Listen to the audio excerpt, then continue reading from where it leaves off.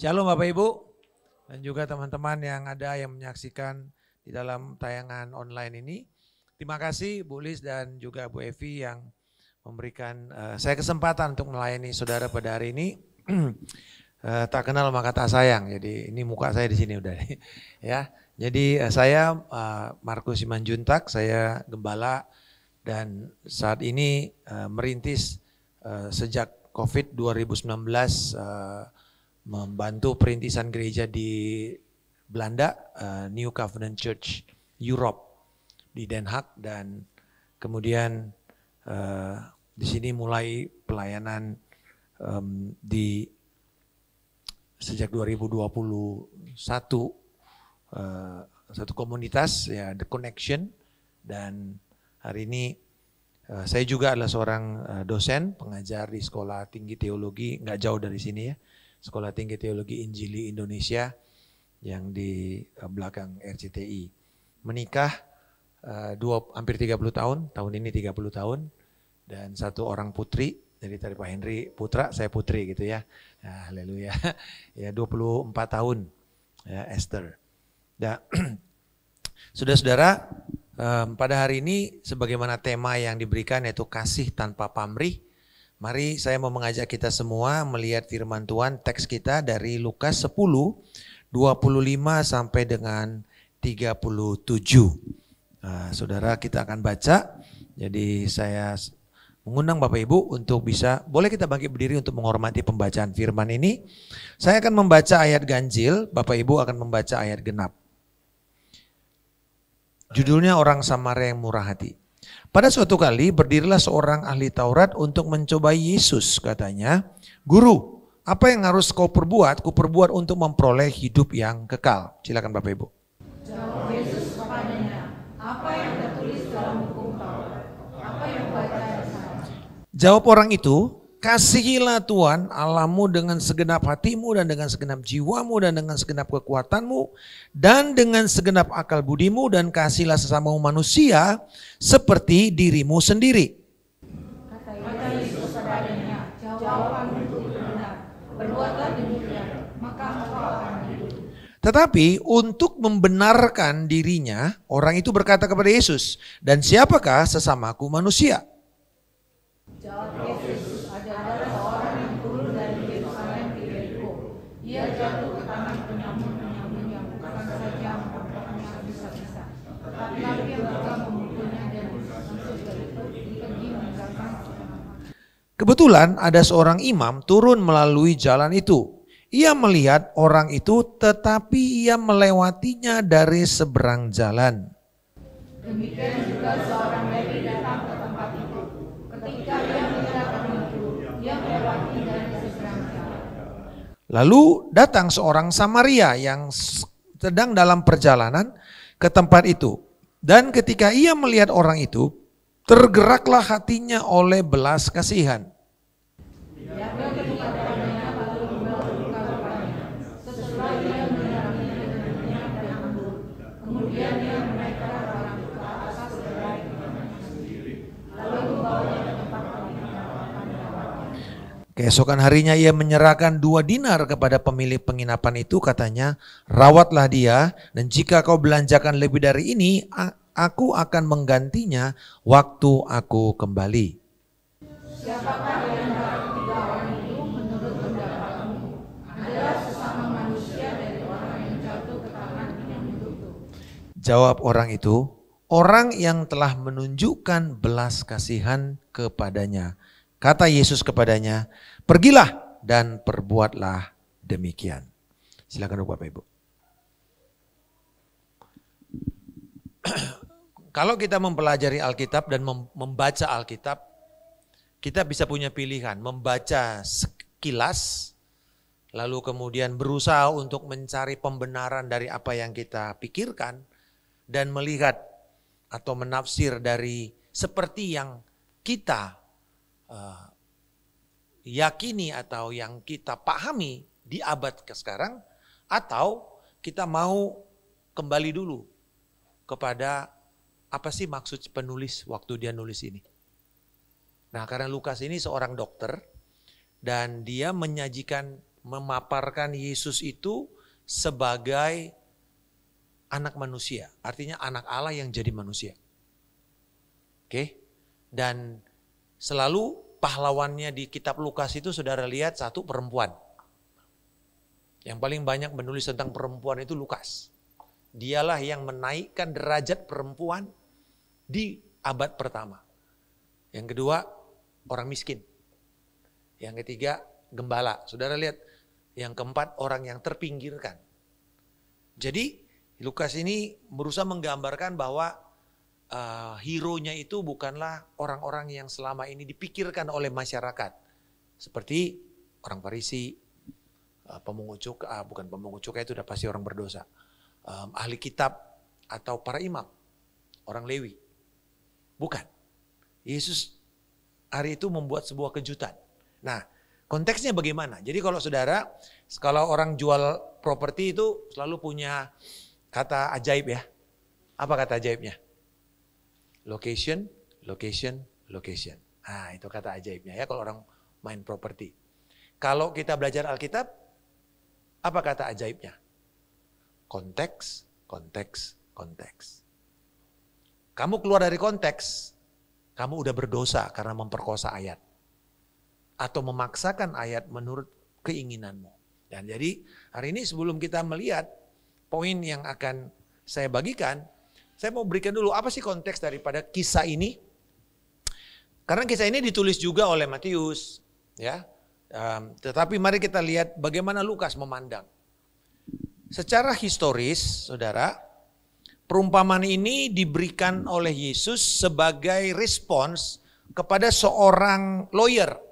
Orang Farisi itu lawyer ya, saudara mesti tahu.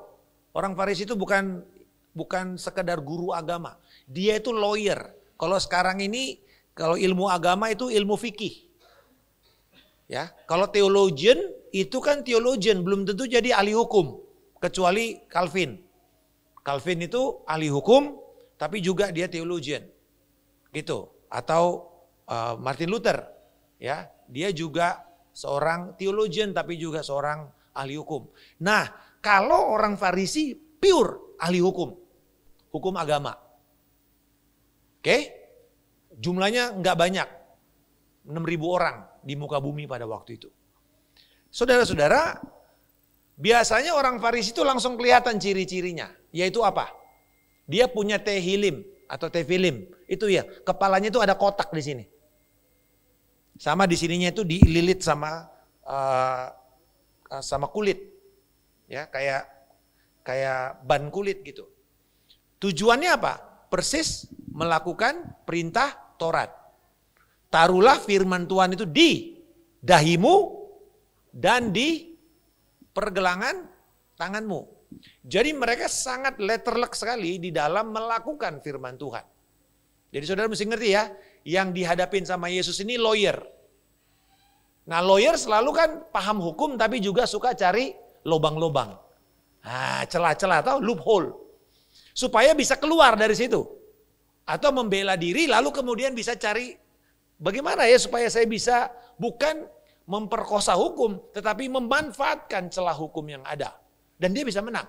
Itu kan lawyer, hebatnya lawyer itu di situ. Dia mesti tahu hukum lalu tahu celah hukumnya. Nah, Yesus ini bertemu dengan orang seperti ini. Jadi ingat ya, Yesus bertemu dengan orang yang sangat paham firman. Lalu kemudian dia katakan, siapakah sesamaku manusia? Jadi orang ini udah punya niat mencoba Yesus. Oke, niatnya udah jahat, mencoba Yesus. Oke, dia bilang siapa? Lalu dia bilang oke, apa yang dikatakan oleh Alkitab? Jadi dengan katakan gini, nih apa yang dia ada di kepalamu itu, di kotak kepalamu itu. Maka dia katakan mengenai doanya orang Yahudi yaitu Shema. Kasihlah Tuhan Allahmu dengan segenap hatimu, dengan segenap jiwamu, dengan segenap akal budimu, dan kasihlah sesamamu manusia. Good, kata Yesus. Lakukan. Orang ini nggak puas. Karena kayaknya belum bisa menjebak Yesus. Lalu dia bilang, tapi kalau gitu, yang pertama kan dia bilang bagaimana saya bisa hidup kekal. Dia bilang oke, kamu sudah lakukan firman nggak? Apa kata Alkitab? Oh, kasihlah Tuhan Allahmu, oke, good. Yang kedua, dia bilang ini belum puas nih. Siapa kalau gitu sesamaku manusia? Kalau Allah udah jelas. Manusia bagaimana? Nah di situ tiba-tiba Yesus membuat sebuah plot twist. Kalau sutradara nih, Yesus nih hebat nih. Tiba-tiba dia bikin plot twist. Dipelintir ceritanya. Dia bilang apa? Ada seorang yang turun dari Yerusalem ke Yeriko. Oke, jarak Yerusalem ke Yeriko itu ini selatan ya. Yeriko itu selatan. All the way naik ke atas. Lalu Yesus di Galilea kan, utara. Oke, nah Samaria di mana? Antara Yudea, antara Yerusalem dengan Galilea itu di tengah-tengah itu Samaria. Oke, saudara mesti ngerti, orang Samaria itu adalah mortal enemy, musuh bebuyutan orang Yahudi. Orang Samaria itu dianggap najis, perempuan Samaria itu dianggap najis oleh orang Yahudi. Ini nggak boleh bersentuhan sama sekali. Bahkan saking keselnya mereka, kalau mau dari utara ke selatan, ya dari Galilea tuh turun ke bawah, orang Yahudi nggak akan melewati Samaria, dia muter lewat timur. Itu lewat pegunungan. Dan itu resikonya karena slope turun ke bawah begini 30 km itu jaraknya. Itu jarak yang penuh dengan bebatuan, itu sarang penyamun. Itu adalah daerah yang paling berbahaya, yang begitu menjadi orang nggak berani jalan sendirian tuh nggak akan mungkin. Itu bunuh diri namanya. Nah, Yesus ini memberikan sebuah keadaan kisah di mana ini loh ada orang yang lewat dan dalam kondisi yang berbahaya begitu, tiba-tiba dia diserang penyamun. Lalu kemudian dikatakan orang ini sudah hampir mati. Nah, lewat nih si orang pertama siapa? Imam. Dia lihat, seberang jalan. Gak boleh, gua mau pelayanan. Gak bisa. Nah, saudara mesti perhatikan prinsip yang benar dari dulu sampai sekarang.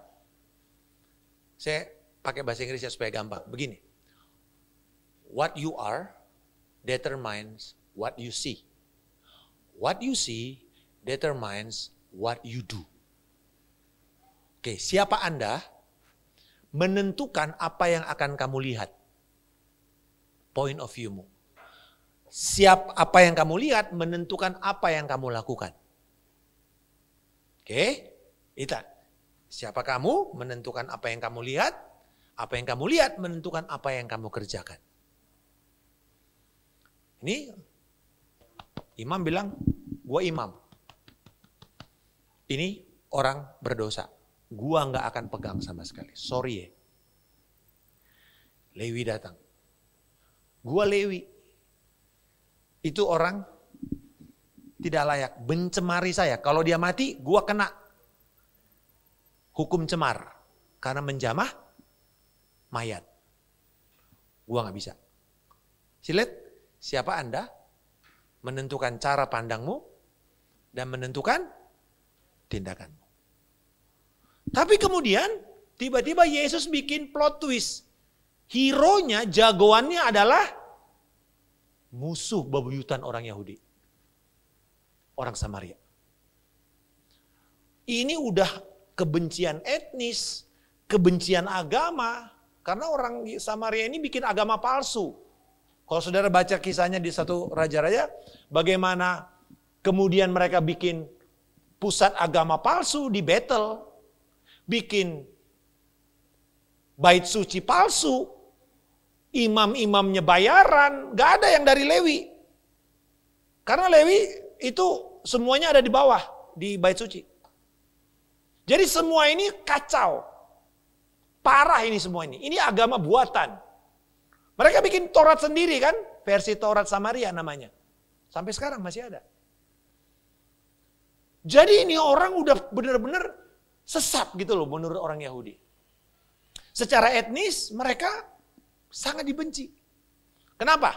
Karena mereka ini campuran. Jadi saudara mesti tahu kisahnya dulu. Waktu orang Samaria itu dikalahkan, kerajaan Israel dikalahkan, orang Asyur itu membuang mereka kan tahun 600 Masehi, sebelum Masehi.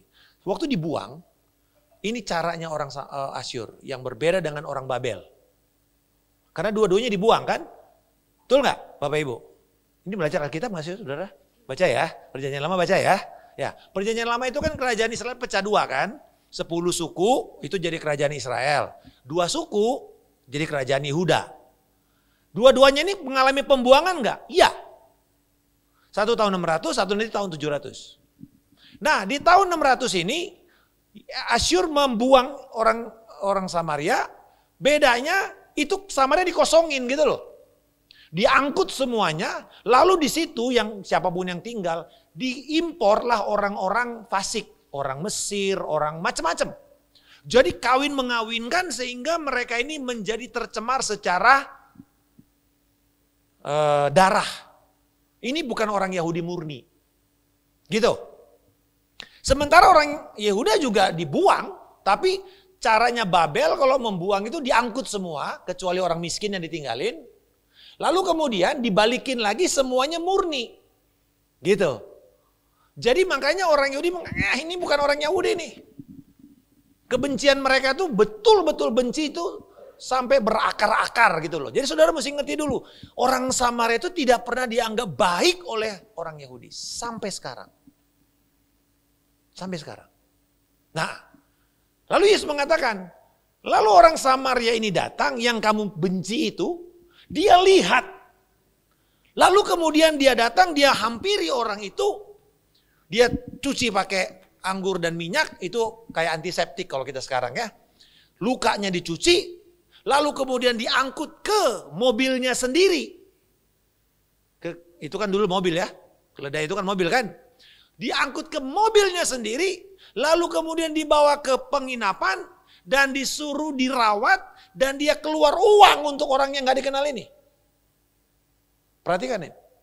Ini udah jauh sekali nih caranya Yesus menohok si lawyer ini. Dan dia bilang, 2 dinar kan, itu upah kerja harian. 1 dinar. Jadi kalau 2 berarti 2 hari kerja. Dia bilang, nih ya, tolong semua pengobatan kamu urus. Nanti kalau lebih, misalnya kamu belanjakan ternyata lebih banyak, nanti gue bayar lagi. Lalu Yesus mengatakan, nah 3 kali Yesus sikat dia. Strike 3. Pertama tadi siapa? Bagaimana hidup kekal? Oke, kamu lakukan firman. Yang kedua, apa yang harus aku lakukan? Kasihlah firman Tuhan. Yang kedua, lalu yang ketiga dia katakan ini, siapa sesama aku manusia? Lalu yang ketiga dia bilang apa? Siapa yang terbaik di antara orang bertiga ini? Si lawyer gak bisa bilang apa-apa. Kecuali dia bilang apa? Yang menunjukkan kemurahan hati. Lalu Yesus mengatakan, betul, lakukanlah seperti itu. Saudara-saudara, jadi teks itu ya ada strukturnya itu. Pertanyaan, jawaban, perumpamaan, lalu aplikasinya. Pergilah dan perbuatlah. Demikian. Nah dari situ coba kita lihat apa 3 hal yang kita belajar tentang kasih tanpa pamrih. Yang pertama, oke, next slide berikutnya Pak. Nah, yang pertama bahwa kasih tanpa pamrih itu adalah kasih yang sejati. Kasih yang tidak mengenal batas. Katakan tidak mengenal batas. Ya, di ayat 30 sampai 33 tadi dikatakan tentang orang Samaria ini, dia tahu bahwa orang ini orang yang berbeda etnis, berbeda agama, berbeda budaya, berbeda cara pandang. Mungkin berbeda status ekonomi.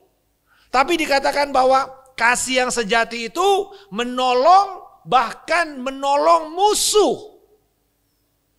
Bapak Ibu, Yesus mengatakan, kalau kau berbuat baik sama orang yang berbuat sama kamu, apa bedanya? Enggak ada hebat-hebatnya itu. Orang berdosa juga bikin begitu kok. Tapi kalau kamu berbuat baik kepada musuhmu, yang berniat mengutuki kamu, itulah yang namanya kamu melakukan kasih yang benar. Amin saudara. Jadi di sini Yesus mau mengatakan bahwa kamu lihat nih fitur orang Samaria ini. Ini yang sebenarnya Tuhan inginkan kepada kita semua. Yaitu kasih yang tidak mengenal batas. Seorang teolog bernama John Stott. John Stott dalam Radical Disciple menulis begini. Orang Kristen atau kasih Kristen yang sejati itu melewati batas-batas rasial, batas sosial, batas budaya. Dia menolak penghakiman atau prejudis atau bahkan norma-norma sosial. Bapak Ibu, kita ini begitu gampang sekarang tersulut kan, konflik-konflik horizontal antar agama, antar suku, ribut lagi sekarang. Dulu udah oke, tenang-tenang, sekarang gak boleh lagi. Nah mari kita melihat bahwa seringkali ada sekat-sekat sosial. Gua ini bukan level gua, ini bukan kelompok gua, ini bukanlah suku saya. Tetapi saudara, kita bersyukur bahwa Yesus Kristus itu menjadikan kita ini melewati, menghancurkan tembok-tembok pemisah kita. Yang membuat gereja itu kuat di abad pertama adalah ketika orang Skit, orang Roma, orang Yunani, budak, majikan bisa duduk di dalam satu tempat. Hari ini kita bisa lihat laki-laki perempuan bisa duduk bersamaan. Kalau Yahudi bisa nggak kayak gini? Sinagog bisa nggak kayak gini? Nggak bisa, perempuan di belakang. Ada sekatnya. Ada tirainya. Doa nggak boleh bareng-bareng. Siapa yang bisa membuat ini duduk bersama-sama? Cuman Yesus Kristus. Berikan pujian kepada Allah, haleluya. Saudara lihat bahwa Yesus mengatakan kasih yang sejati itu harus melewati batas-batas ini. Dulu, saya besar di Medan. Dan ada sekat tanpa sadar. Kalau kamu tinggal di daerah yang banyak orang Karonya ya, Simalingkar. Selamat datang di wilayah Karo gitu ya. Nah, di lingkungan, wah Simalingkar. Ini orang Karo semua isinya. Orang Batak ya minoritas. Nanti dari sini pindah ke daerah Pecinan. Gak ada lagi orang-orang yang non Tionghoa. Satu kali saya pergi perintisan ke sana. Dan saya bawa teman saya orang Tionghoa. Tapi dia orang Makassar. Dia orang Hokkien tapi orang Makassar. Dan kemudian saya bawa teman-teman saya yang lain. Dan kita makan karena saya dari Medan, kita makan sini, ini enak. Kita makan, lalu kemudian si Incinya ngomong pakai bahasa Hokkien kepada teman saya. Teman saya nggak jawab, saudara, dia jawab pakai bahasa Indonesia, dimaki-maki. Sampai saya punya teman, itu orang Tamil, orang hitam, orang India. Itu belajar bahasa Mandarin, belajar bahasa Hokkien. Kakak saya orang Batak karena ngajar di sekolah Chinese, belajar dan ngerti dan fasih bahasa Hokkien. Saudara-saudara, kenapa ada sekat? Saya rintis gereja. Ketika bikin gereja daerah sini, orang Tionghoa yang gak mau datang. Saya bilang, wah ini gak bener nih. Saya bilang, Tuhan gak hanya menyelamatkan orang Batak. Ayo kita pindah. Kemana Pak? Pindah ke pusat kota. Pindah ke samping kantor wali kota. Mahal Pak, gak ada urusan. Tuhan bisa sediakan. Tetapi di situ semua orang bisa berkumpul. Karena tempatnya netral. Saudara, ini zaman sekarang, kita udah merdeka hampir 70 tahun. Masih begitu. Ada sekat di dalam pikiran kita. Mungkin gak ada dibilang bahwa ini daerah Tionghoa, ini daerah Aceh. Karena di Medan tuh begitu. Saudara lihat ya, ada daerah India, ya kan? Ya, Aceh gitu, daerah Darussalam tuh Aceh semua situ. Yang ini Melayu, yang ini Batak, yang ini Karo. Waduh, gak karu-karuan. Melting pot, saudara. Dan tidak mudah memberitakan Injil. Karena masing-masing punya benteng.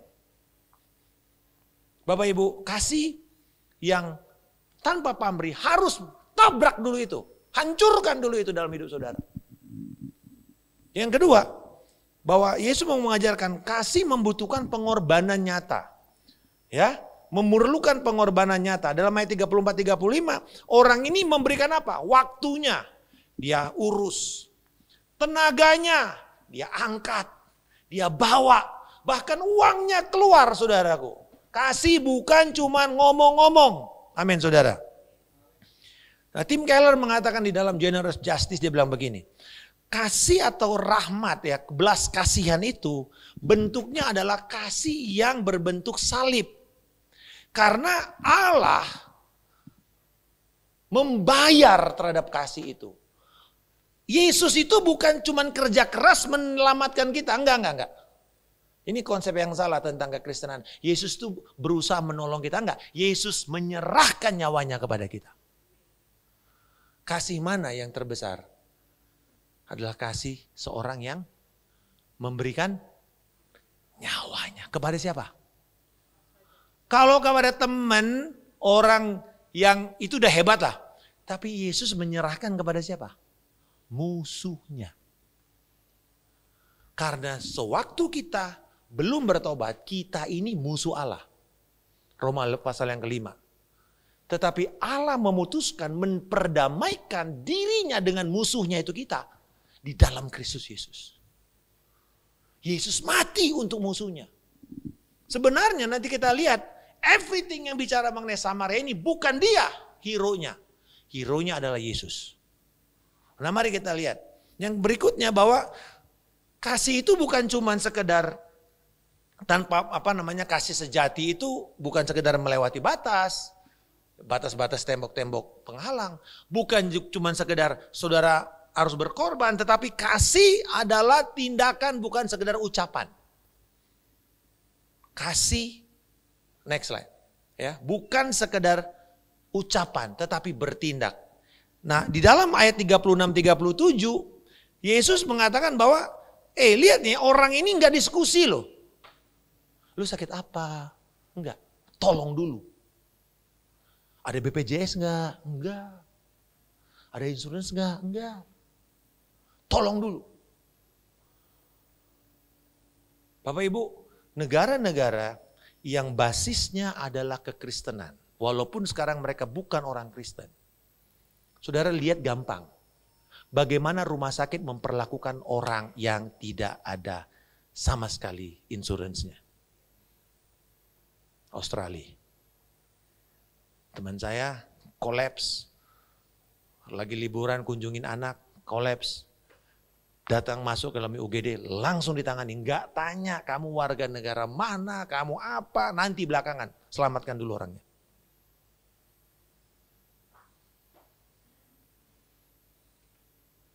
Kita di sini udah sama-sama masih nanya lagi agamamu apa.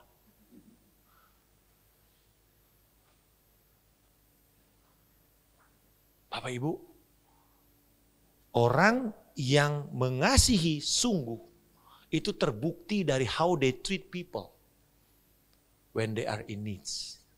Enggak tanya agamamu, enggak tanya sukumu, enggak tanya duitmu ada apa enggak.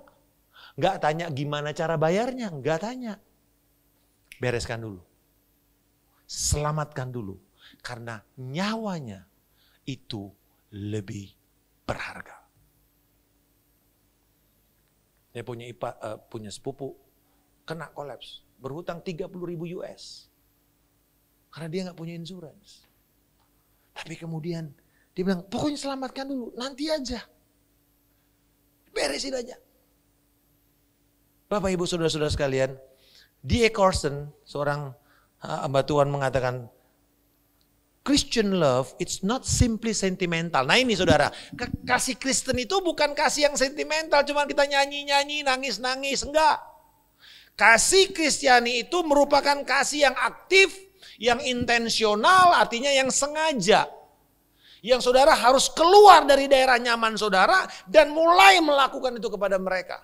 Tidak peduli berapa jahat. Dan bahkan kadang-kadang perlu satu langkah konkret taat kepada Tuhan. Demi merawat mereka. Saudara, waktu saya mulai pelayanan di Indonesia setelah COVID, yang Tuhan buka bukan gereja. Yang Tuhan pertemukan saya dengan orang miskin di daerah Kamal sana. Lalu kemudian saya bilang, oh iya tapi udah banyak gereja di sini. Udah deh, nggak apa-apa deh. Tapi Pak, gereja-gereja besar nggak mau Pak ngurusin yang kayak gini Pak. Oke, saya bilang begini. Cari saya tempat di mana tidak ada sama sekali gereja yang mau peduli. Ada Pak. Tapi ya siapa yang mau? Nggak apa-apa, kasih saya. Dapatlah di bawah penjaringan, di bawah kolong jembatan Gedong Panjang situ. Mulai dari situ, ada 1.000 orang di bawah kolong itu tinggal. 3 RT saudara. Dan saya bilang, saya mulai dengan apa yang ada pada saya ya. Tapi kan nggak boleh datang dengan tangan kosong. Kalau saudara datang melayani seperti ini nggak boleh dengan tangan kosong. Nggak bisa khotbah doang. Dan 99% bukan orang percaya. Ibu-ibu yang 80% buta huruf. Anaknya keleleran nggak karu-karuan. Berontak nggak karu-karuan. Nggak mandi, Bu. Wah, pokoknya datang masih pakai handukan, ngerokok-ngerokok, duduk. Aduh, rasanya gimana? Tapi saya mulai dengan apa yang ada pada mereka. Mulai kita mengasihi mereka, ngajarin mereka. Sampai 1 tahun kemudian kita ajar mereka untuk kamu datang ke sini bukan karena ada beras, ada kupon, walaupun kita beri.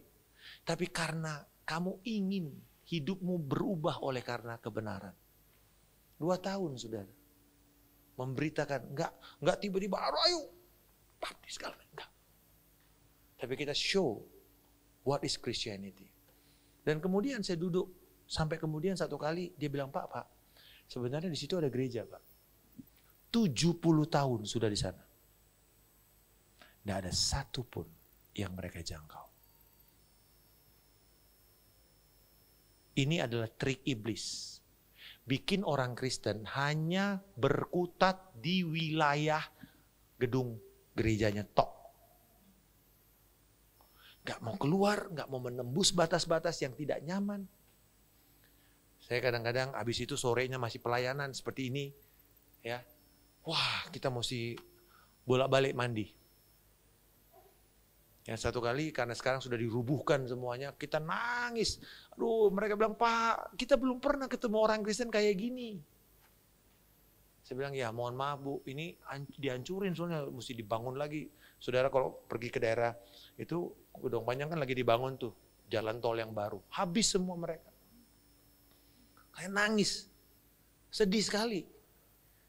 Saudara, tetapi ya that's the reality. Cuman saya mau belajar bahwa ternyata it required the step of obedience untuk bisa memikirkan tentang orang lain. Nah, saya mau tutup dengan ini. Saya katakan bahwa hero-nya bukan orang Samaria. Oke, siapa hero-nya? Yesus. Yesus, Tim Keller mengatakan, is the ultimate good Samaritan. Jadi Tim Keller mengatakan bahwa Yesus itulah orang Samaria yang paling baik, yang paling utama. Karena dia bukan cuma membawa resiko, dia bukan cuma membahayakan dirinya untuk menyelamatkan kita, tapi dia memberi dirinya. Beda ya, mengambil resiko menyelamatkan orang dengan memberi dirinya mati untuk orang itu. Beda. Yesus bukan mengambil resiko menyelamatkan kita. Dia memberikan dirinya untuk menyelamatkan kita.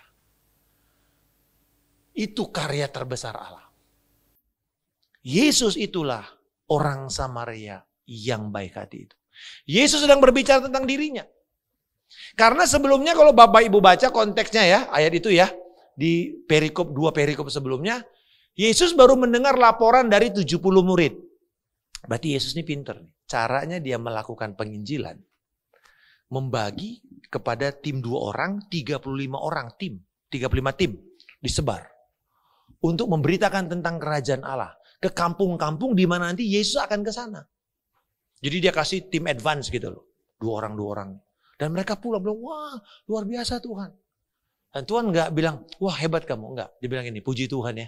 Tapi ingat, Tuhan memberikannya kepada kamu yang tidak dianggap. Kawanan kecil itu. Kamu gak dianggap. Kamu bukan orang dari kelompok yang elit, kaya, berpendidikan, terpandang enggak. Kalian orang biasa kok. Tapi kamu ngerti tentang kerajaan Allah. Bapak Ibu, Yesus mau mengatakan bahwa dia sendirilah yang datang memberi dirinya kepada kita. Dia orang Samaria itu. Nah, yang kedua, Yesus yang menanggung biaya pengorbanan yang kita tidak bisa bayar.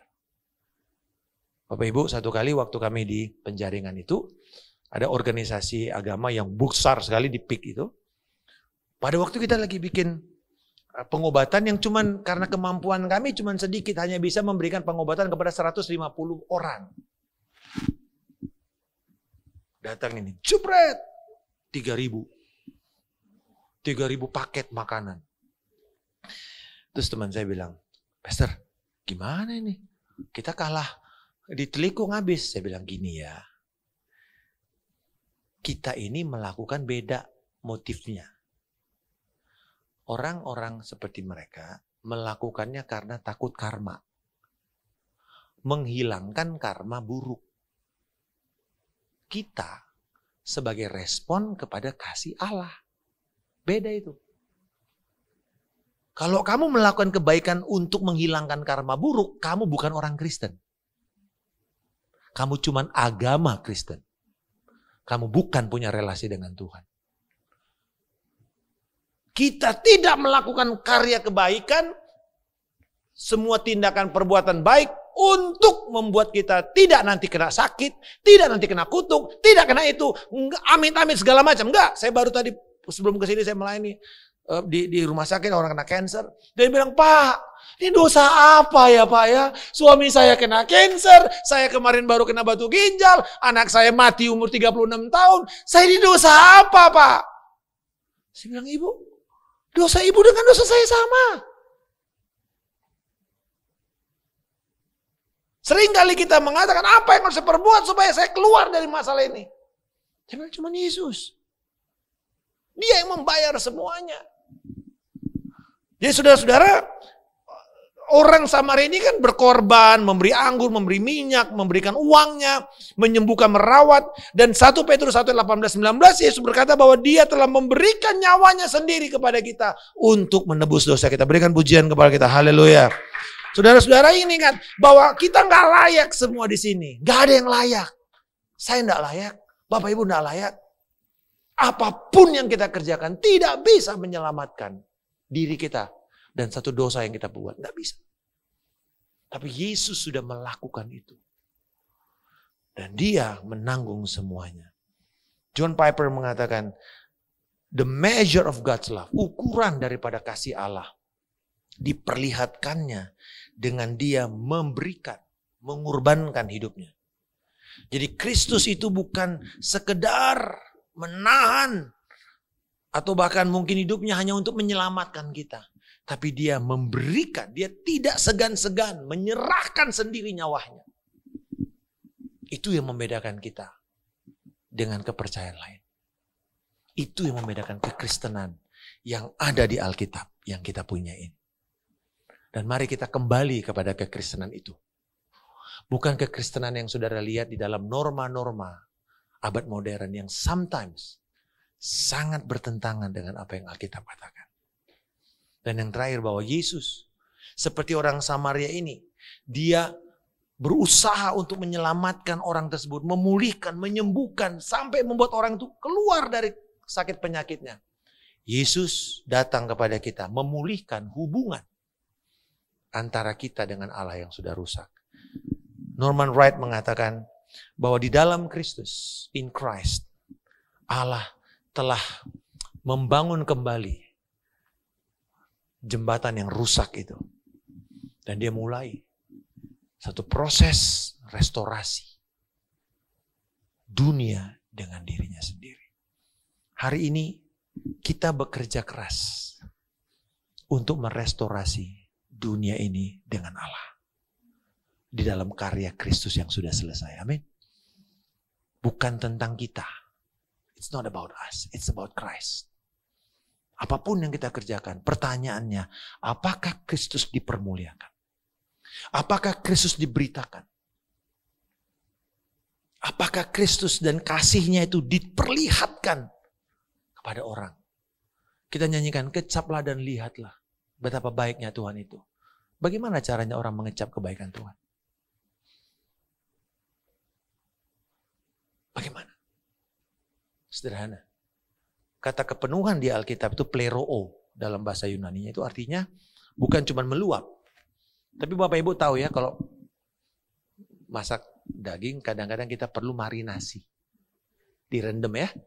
Rendam lama atau misalnya kimchi gitu kan direndam lama supaya kemudian sampai masuk ke dalam seluruhnya. Nah, kata kita dipenuhi di dalam Kristus artinya kita dimarinasi, di dalam firman. Sampai firman itu bisa dikecap oleh orang yang berjumpa dengan kita.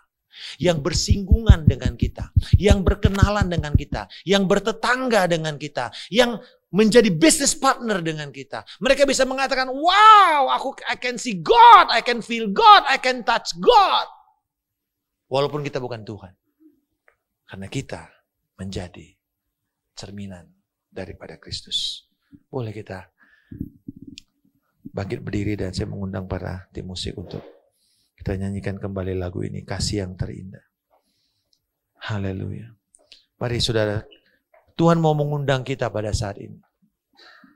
Untuk kita datang kepada Kristus. Mungkin engkau mengatakan, Tuhan aku tidak bisa Tuhan mengasihi orang ini. Dia terlalu jahat sama saya Tuhan. Satu kali ada orang yang datang kepada istri saya. Dalam kondisi yang hancur-hancuran. Mengalami masalah mental. Saudara, orang ini dan kelompoknya ini membuat saya harus bolak-balik diperiksa oleh Bareskrim. Padahal saya nggak salah. Dan akhirnya saya mengatakan, that's it, saya nggak mau lagi. Tapi saya tetap melayani Tuhan. 11 tahun kemudian, salah satu keluarganya mengalami mental problem. Ketemu istri saya. Istri saya tergerak oleh belas kasihan. Dia mau melayani, tapi dia tanya sama saya, gimana? Saya bilang gini, udah lu aja deh. 11 tahun. Masih. Lu aja deh yang ngurusin. Gua gak mau. Tapi dalam minggu itu, Roh Kudus mengatakan, Markus, kamu khotbah tentang kasih. Ini musuhmu. Lagi dalam kondisi begini. Apa yang kamu lakukan? Aduh, berat, saudara. Anaknya teman anak saya. Grow up dari kecil. Mereka sih gak ada masalah. Tapi kemudian, satu kali dalam ibadah seperti ini, dalam healing night, worship night, di mana saya memanggil orang-orang yang mau menerima kesembuhan. Orang itu datang di depan saya. Nangis-nangis. Apa yang saya lakukan? Melewatkan dia seperti imam itu? Bisa. Suruh aja yang lain lah. Tim ministry lain aja yang doain dia. Bisa. Tapi hari itu Tuhan mengatakan, doakan dia. Saya rangkul dia, saya doakan dia. Oh, dia nangis. Dan saya plong. Tapi Tuhan bekerja jauh lebih baik daripada apa yang saya bisa pikirkan. Satu minggu kemudian dia telepon istri saya. Sorry ya kemarin aku lupa lu. Kenapa? Itu waktu Pak Markus doain saya. Hari itu saya pulang, saya bisa tidur nyenyak. Padahal udah berbulan-bulan saya tidak bisa tidur tanpa obat tidur.